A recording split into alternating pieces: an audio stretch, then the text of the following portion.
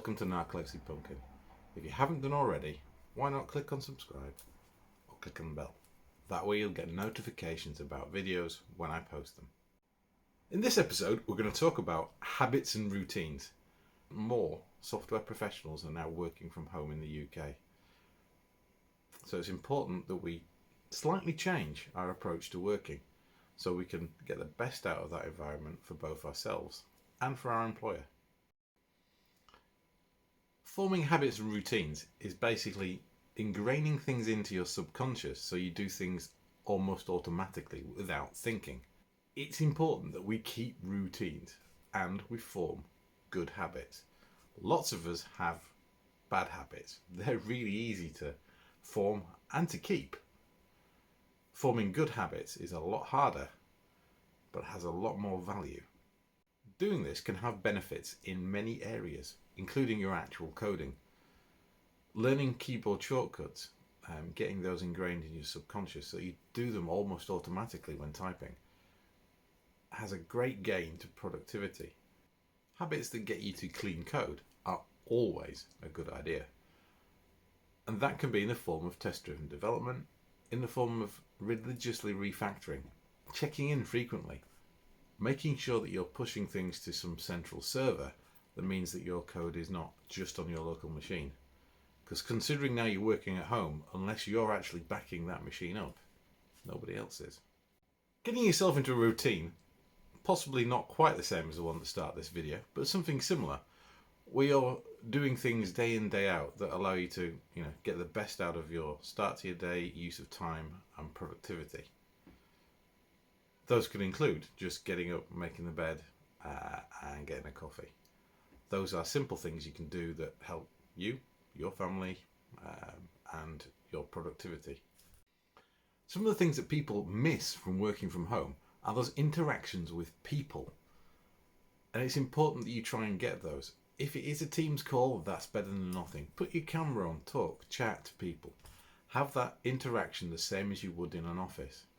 It's also important to occasionally go outside, that big bright thing that's beyond the door. Go outside, go for a walk, do things that help you relax and give yourself a break from doing the work. And getting to the point where those breaks and those going outside parts of your day are habit and routine is important. You want to try and make yourself do them without thinking. If you can put things in place that help you with that, like putting reminders in your calendar, reminders on your watch, alarm, phone, that remind you to go and have a break at particular times. Or, as I mentioned in the other video, use the Pomodoro technique. So use a timer to put yourself 25-30 minutes of focus time and then take a break and go do something else. The other difference working from home is that quite a lot of us don't have a cleaner. This is something you would have had in an office. So you need to make sure that your own workspace is tidy and clean and is a place that's fit for you to work. Try and get rid of the clutter. Make sure that you can find everything you need without having to spend hours looking for it.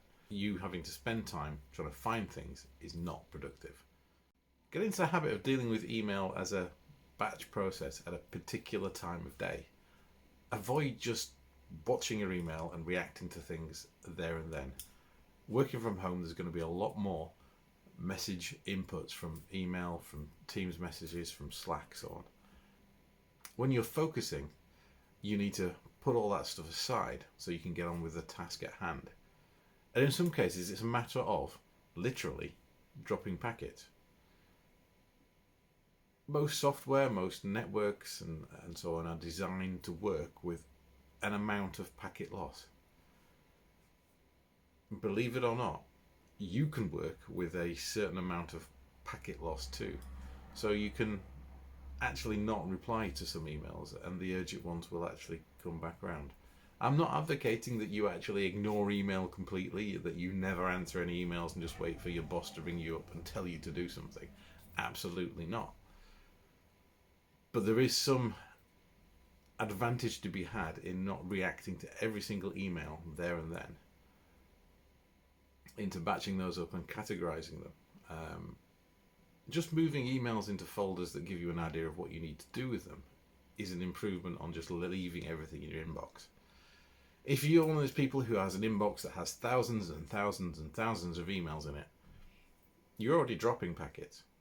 And having routines and habits helps us battle through those days when we think, I really can't be bothered. Everybody has bad days. Everybody occasionally wakes up and is at odds with the world. The important thing is that you've got the habits and the routines in place that allow you to battle through that, to push yourself to get the job done. Obviously, if you're genuinely ill and unable to work, then obviously you shouldn't. You should rest, take doctor's advice.